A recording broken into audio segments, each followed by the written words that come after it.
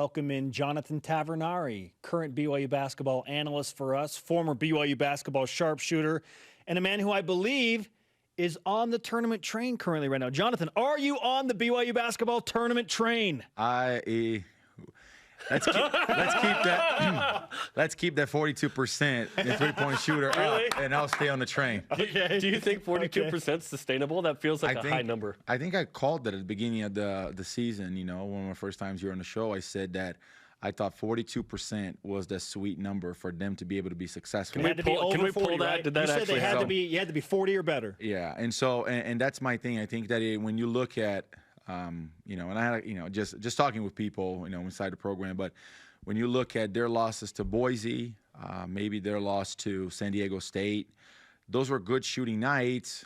But if you put the average of those two games together, you're not at that threshold of 40% or 42%. And so you know, and just listen to the segment before you guys talking. I think that number, it's important. And over 40% of their baskets coming from three. I mean, it is a three-dependent team. And, you know, obviously Yoeli has only played 2 games, so, you know, maybe by the time conference starts, we have a little bit better notion of that. But I've said it all along. I mean, I think all of us did, that if this team keep it up to shooting like that, they'll be able to be successful. And, you know, hopefully the NCAA tournament, it's here again. Now, the anomaly is BYU shoots 12 for 24 from the three-point line against Utah and loses that game. So there will be those nights, but more often than not, you would think that making 12 three-pointers in a game is going to result in a win for BYU. And that was such a weird game, right? It was surreal. I mean, I had a previous commitment, but as I was watching the replay and tweeting about it, I'm like, when does the car fall off the cliff? Because 10 minutes to go, 5 minutes to go, we are right there. You know, they're right there to win this game.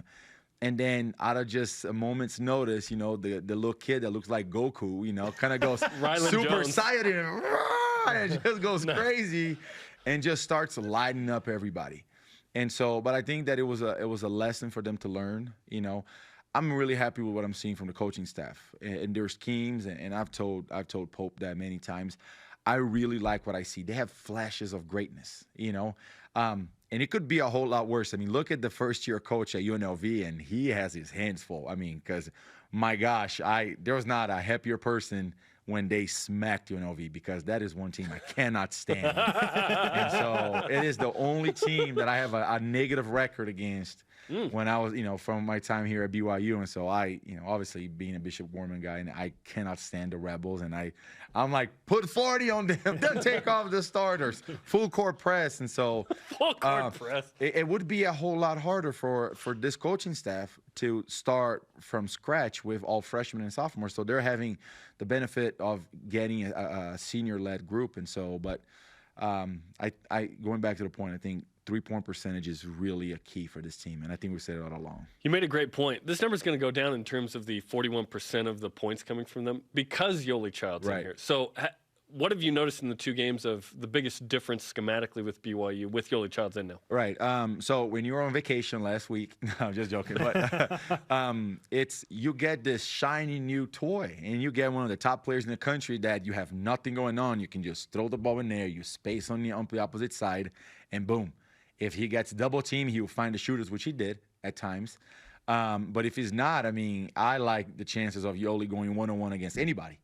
And that's what we saw, the dominance. You know, he really looked like a man amongst boys in that first half.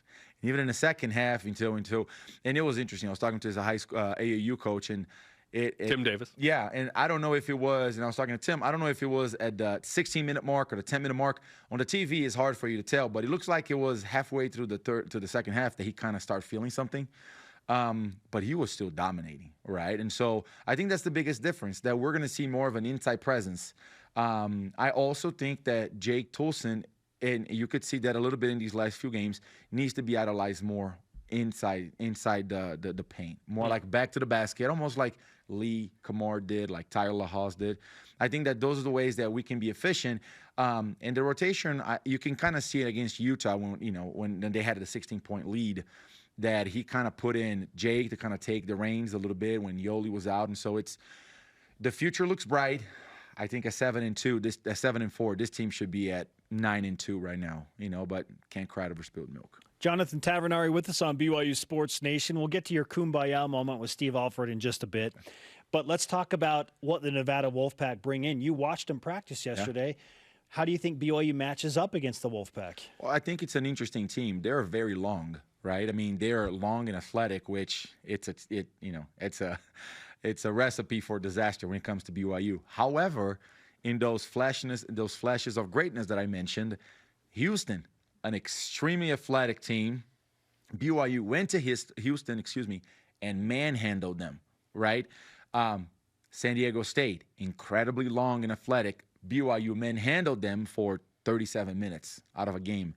And so with Yoeli, that shouldn't be an issue. Kobe has taken tremendous strides to be better, and he's improving, as Mark Pope said. I think it'll be an interesting game. I do think that it's a very important game. It's the first stretch of the only stretch of the season that they do back-to-back games against top 100 Cam Palm teams. And so it's kind of like I said about the UNLV game. It is a very critical game. Get them in the gym, just beating the living heavens out of them and get rid of them, get shooting.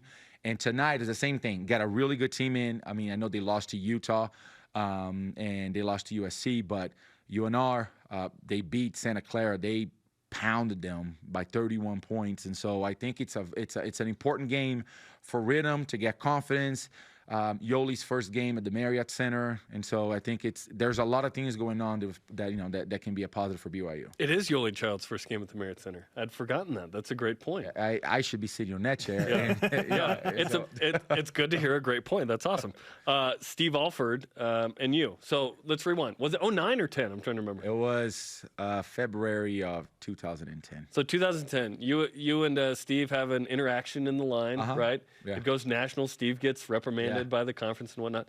And so you went to practice last night and you made up.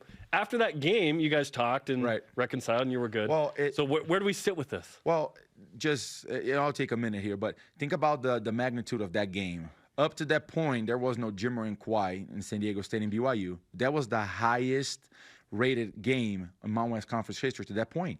We were I think we were 10-11 and they were 10-11. So it was a top 10 matchup. And the winner of that game took home a championship, a conference championship, right?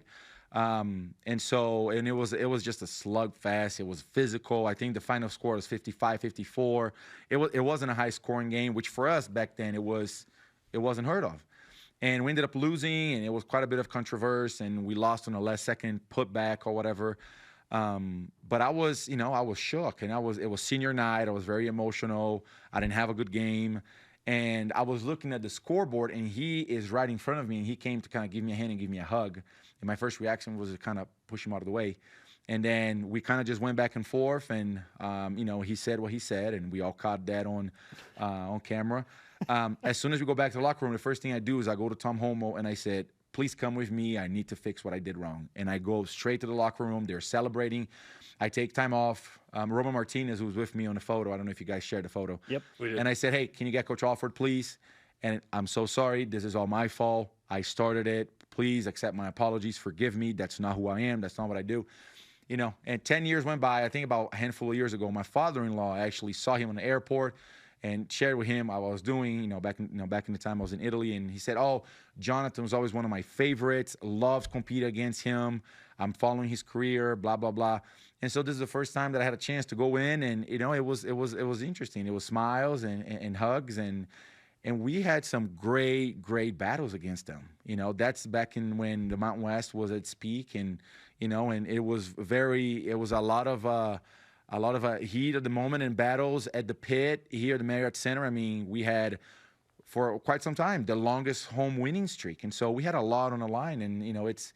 At the heat of the moment, prop to Mark Pope against Utah for saying that the referees are courageous and just brave. And just props to him because, I, being the emotional person that I am, and I sound very calm and eloquent and polite when I'm here with you guys, but I, as you guys remember when I played, I'm not like that when I'm on the court, and, it's. Yeah, but it all water under the bridge and hugs and smiles and just hope our Cougars take down, the Wolfpack tonight. Yeah, that's what it comes down to. Hey, Coach, it's great to see you, but I hope BYU destroys your team tomorrow. Right. Yeah. And those were some epic battles, like you talked about. New Mexico had BYU's number. Oh, yeah. No one had BYU's number except for New Mexico. And UNLV. Well, on their home court. Yeah.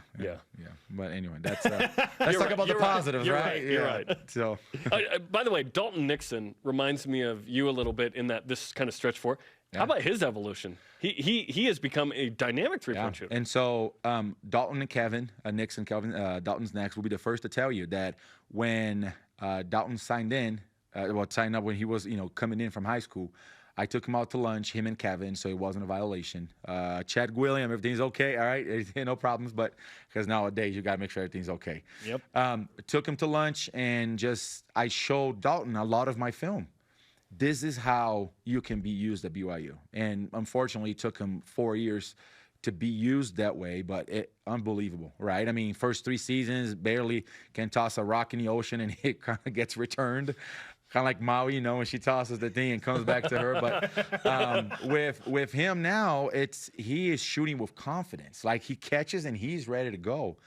So proud of him and wish this evolution had come sooner. But, like you talked about, would have, could have, should have, not with, give me when and dad and all of that. So anyway. Yeah.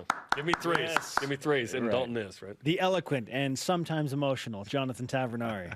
Back with us on BYU Sports Nation. Great to talk to you, man. Appreciate it, guys. Thanks for having me. And no one's going to yell at you as you leave. We just want you to know that. I appreciate that. Well, we'll see.